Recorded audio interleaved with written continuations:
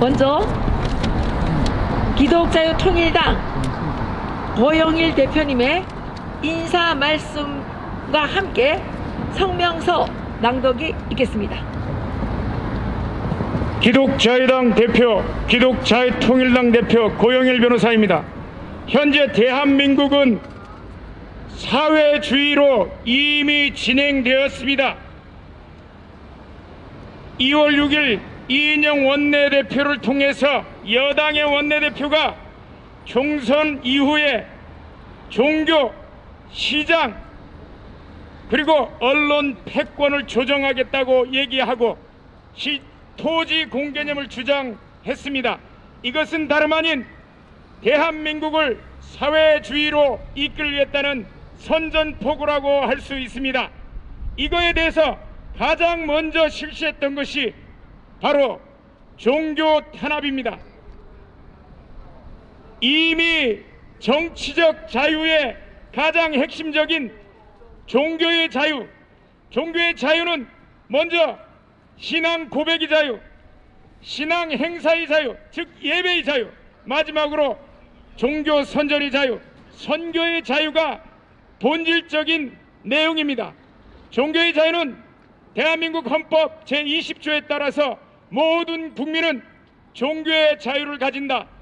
대한민국의 모든 자유와 권리는 국가안전보장, 질서유지, 공공복리를 위하여 필요한 경우에 하나여 제한할 수 있고 그 권리의 본질적인 내용을 침해할 수 없는 것인데, 감염병 예방에 관한 법률에 따라서 전국 모든 교회와 모든 성당과 모든 사찰에 대해서 예배, 미사, 법회의 금지를 선포했습니다. 그런데 내일 정세균 총리는 이 종교 행사의 자유에 관한 이 전면 금지를 계속해서 연장한다는 발표를 할 예정입니다. 여기에 대해서 기독자유통일당은 더 이상 대한민국의 자유민주주의 체제 하에서 침해되는 예배의 자유를 묵과할 수 없어서 이 자리에 서서 기자회견을 하게 되었습니다. 성명서를 발표하도록 하겠습니다. 예배의 자유를 막겠다면 우리는 광화문으로 가겠다. 지난 23일 정세균 국무총리는 우한 폐렴 방역 지침을 위반한 사랑제일교회 등에 대해서 집회 예배 금지 명령과 같은 단호한 법적 조치가 뒤따라야 한다고 발표하였다. 이에 서울시는 주말 예배를 강행한 서울의 대형 교회 8곳에 감독반을 파견하여 조사하였으며 서울 자치구 25곳에서도 2000여 곳에 달하는 중소형 교회를 대상으로 감독에 나섰다. 문재인 정부는 앞서 야외에서 진행되는 광화문 집회를 금지시키고 안전한 실내에서 집회를 할 것을 권고하였다. 하지만 이제는 실내의 예배조차도 방역지침 위반이라는 명분으로 금지시키려고 한다. 이렇듯 명분도 합리성도 일관성도 없는 문재인 정부의 이러한 행태는 결국 단 한 가지 목표만을 좇을 뿐이다. 바로 대한민국 국민들의 자유와 신앙의 박탈이다. 이에 기독자유통일당은 문재인 정부에 대하여 다음과 같이 구한다. 우리의 예배의 자리를 단 한 번이라도 막는다면, 우리의 예배의 자유를 단 한 번이라도 훼손한다면 우리는 광화문으로 나갈 것이다. 여호와를 경외함으로 섬기고 떨며 즐거워할지어다. 그의 아들에게 입맞추라. 그렇지 아니하면 진노하심으로 너희가 길에서 망하리니 그의 진노가 급하심이라. 여호와께 피하는 모든 사람은 다 복이 있도다. 세상에 어떤 권세라 할지라도 신앙의 자유와 하나님께 드리는 예배를 막을 수 없다. 이에 기독자유통일당은 문재인 정부에게 다음과 같이 경고한다. 문재인 정부가 계속해서 우리의 예배의 자유를 훼손한다면 우리는 우리의 자유를 찾아 광화문으로 나갈 것이다. 2020년 3월 30일 기독자유통일당 대표 고영일. 감사합니다. 다음은 진검다리 공동대표이신 김형수 대표님께서 나오셔서 자유발언을 해주시겠습니다. 네, 안녕하십니까. 진검다리 공동대표인 김형수입니다. 저는 북한에서 온 지가 11년 된 사람입니다. 제가 북한에서 대한민국에 오게 된 것은 북한에서 몰래 라디오에서 국동방송인 기독교 방송을 듣고 하나님을 알게 되면서 결국 자유를 찾아서 왔습니다. 그런데 대한민국 현 상태가 어떻습니까? 종교를 탄압하는 북한의 그 살인, 독재 정권과 마찬가지로 이 대한민국도 그런 종교 탄압의 이런 이제 독재의 사슬 속에서 우리 국민들이 지금 떨고 있습니다. 만약 지금처럼 예배의 자유를 박탈하고 또다시 이렇게 예배의 금지를 연장한다는 식으로 이렇게 정부가 만약 우리 국민들과 우리 기독교 성도들에게 압박과 자유의 박탈을 요구한다면 결혼코 우리 성도들은 목숨을 걸 것입니다. 지금 우리의 대한민국은 지금까지 우리의 대한민국이 이렇게 자유민주주의국가로 된 것은 바로 하나님의 역사셨고 또 우리가 애국가 속에서 하나님을 충성하면서 우리의 종교를 지켰기 때문에 우리의 이런 자유민주주의 대한민국이 섰던 것입니다. 북한을 보십시오. 북한은 저희 동네에서 성경책이 나왔다고 해서 80대 되는 어머님이 끝내 정치범 수용소에 그것도 손자와 함께 감옥에 끌려갔습니다. 이렇게 종교 탄압되고 있는 북한 땅과 같은 이런 세상이 지금 현 정부에서 지금 가행되고 있습니다. 여러분, 예배를 금지하라 생각해 보십시오. 지금 나이트 클럽과 식당들과 버스들과 전철을 보십시오. 거기에서는 빼곡이 사람들이 마주하고 있습니다. 그리고 여러분, 노래방 아직도 그대로 운영되고 있습니다. 이런 것들도 통제하지 않으면서도 예배를 금지하는 것은 궁지에 몰린 자들, 독재자들이 북한의 지역대로 이렇게 우리 대한민국을 적화시키기 위해서 하는 그 단발마적인 발악이라고밖에 볼 수 없습니다. 저는 이 자리에서 지금 보십시오. 여기에도 마찬가지로 언론을 탄압하다 보니까 공영방송이 나오지 않았습니다. 우리 유튜버들이 격분해서 이렇게 많은 언론들에 알리고 있는데 이 보시는 전 세계에 나가 계시는 우리의 동포들과 또 그리고 북한도 요즘에 많은 사람들이 중국의 핸드폰 통해 가지고 유튜브를 봅니다. 북한 동포 여러분, 전 세계에 나가 있는 우리 대한민국의 동포 여러분, 그리고 이걸 시청하고 계시는 우리 대한민국의 성도 여러분들과 목사 여러분, 정말 우리는 목숨을 각오해야 합니다. 저는 11년 전에 찾았던 이 자유가 박탈되는 것을 이 자리에서 그만히 볼 수가 없습니다. 저는 북한에서 오다가 저희 어머님은 끝내 북한에 끌려가서 감옥에서 사망했습니다. 지금 제가 데려왔던 아들과 그 다음에 저희 손주딸마저도 이 자유가 없는 땅, 종교가 박탈되는 그런 땅에서 살게 할 수가 없습니다. 저는 목숨을 각오할 겁니다. 우리 모든 국민 여러분, 예배의 금지는 우리 대한민국의 마지막 보루인 기독교 교회 십자가를 허물어뜨리고 나중에는 우리 대한민국의 십자가 대신 김일성, 김정일의 동상을 세워서 우리 국민들이 공산노예로 만드는 그런 시초입니다. 각성하십시오. 당신들과 국민 여러분, 자녀들과 우리의 후대들을 위해서 이제는 목숨을 걸고 싸워야 합니다. 저 가정스러운 총리 간절을 보십시오. 국민이 세금 가지고 이렇게 좋은 건물에서 정치를 하라고 하니까 예배를 금지시키고 또 종교를 탄압하려고 합니다.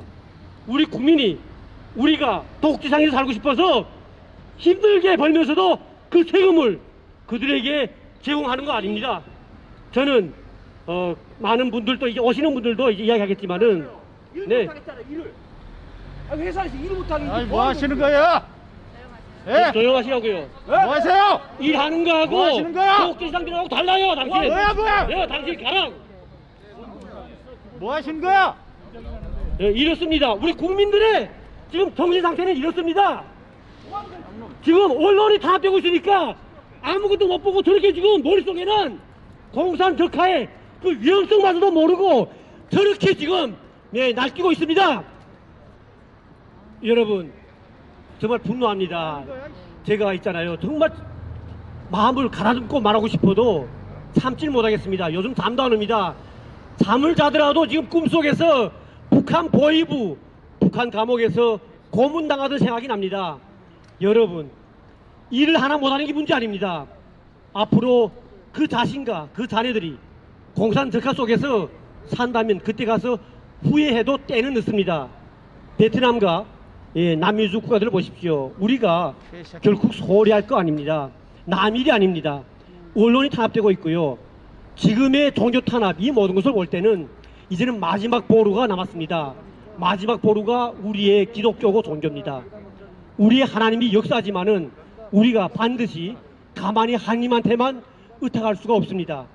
결연히 우리가 죽음을 각오하고 투쟁하는 모습을 볼 때만 우리 하나님도 역사하셔가지고 정말 목매져 가고 있는 내국노처럼 이 나라가 이렇게 공산 적화되고 있는 것도 모르고 와서 이렇게 말하는 이런 사람들의 깨어나길 바라면서 제가 오늘 연설 좀 마치겠습니다. 아유, 수고하셨습니다. 청년한 사람, 예. 어떻게 성함이 잘 몰라서. 예, 이병철 청년께서 한 말씀 하시겠습니다. 우선 지금 이 자리까지 이끌어주신 하나님께 감사드립니다. 그리고 여기 나와주신 모든 분들 감사드리고, 방금 전에 화를 내면서 가셨던 저분 또한 우리의 국민이기 때문에 저분 또한 또 이곳에 관심을 가져주시길 바라면서 짧게나마 청년으로서 발언을 하고 들어가겠습니다. 저는 아침에 지하철을 타면서 1시간 반에 걸쳐서 출근을 하고 있습니다. 지금 이 대한민국 정부가 국민들의 건강을 위한다고 하면서 사회적 거리두기를 시행하고 있습니다. 좋습니다. 사회적 거리두기 얼마든지 찬성합니다. 국민을 위한 또 정책이라는 것을 저 또한 동감합니다. 하지만 이 정부가 하고 있는 이 시행이 과연 누구를 위해서, 무엇을 위해서 하는지를 한번 생각해 주시기 바랍니다. 사회적 거리를 시행하려면은 많은 곳에, 즉 전철, 또 많은 가게들, 그리고 PC방, 버스, 이 많은 곳 또한 공정하게 시행해야 되지 않습니까? 여러분, 지하철에서 그 빼곡히 많은 사람과 얼굴을 맞대고 출근하고 있는 그 국민들은 이 정부는 국민으로 생각하지 않고 있습니다. 그분들 또한 국민이기에 올바로 적용을 해야 됩니다. 여러분, 이 정부가 과연 누구를 위한 정부인가요? 저는 아이들을 키우고 있는 학부모입니다. 여러분, 학교에서 시행하고 있는, 학교에서 아이들에게 가르치고 있는 교과서를 한번 봐주시기 바랍니다. 이 정부는 국민과 아이들을 위한 교육이 아니라 그들이 사회주의, 공산주의로 가는 길을 위한 교육을 실시하고 있습니다. 여러분, 특히 자녀를 두고 있는 학부모 여러분, 제발 깨어나시기 바랍니다. 얼마 안 있으면 여러분들의 자녀가 말도 안 되는 교육을 받게 될 것입니다.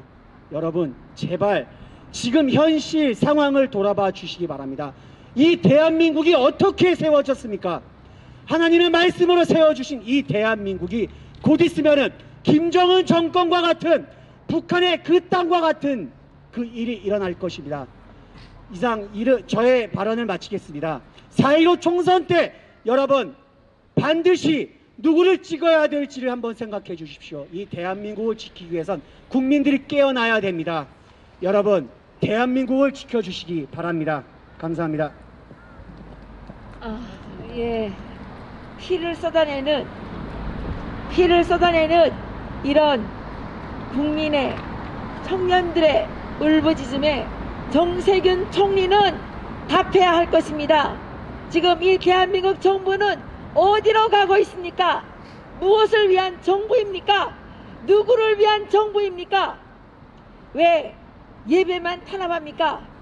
진정으로 대한민국 국민의 건강을 걱정한다면 중국인을 막았어야죠. 중국인은 아직도 문을 대문같이 활짝 열어놓고 계속 기독교인들에게만 뒤집어 씌워서 예배를 탄압하는 이 처사는 하나님 앞에 반드시 심판받을 것입니다. 정세균 총리께서 기독교인이라고 들었는데 하나님 앞에 가면을 벗으십시오. 예배를 탄압하는데 앞장서는 정세균 성도는 하나님께서 분명히 심판해 주실 것이라고 저는 확신합니다. 이제 우리에게 남아있는 예배의 자유까지 빼앗긴다면 대한민국은 그야말로 지옥이 될 것입니다. 어쩌면 지옥보다 더 비참한 것이 될 것입니다. 중국의 한 청년이 울부짖는 것을 보았습니다. 중국 공산당은 지옥보다 더 무서운 것이다.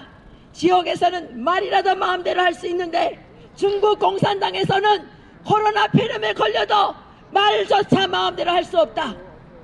우리가 지금 향해서 가고 있는 것이 중국 청년이 외쳤던 공산당 지옥보다 더 무서운 공산지옥이 아닌지 국민 여러분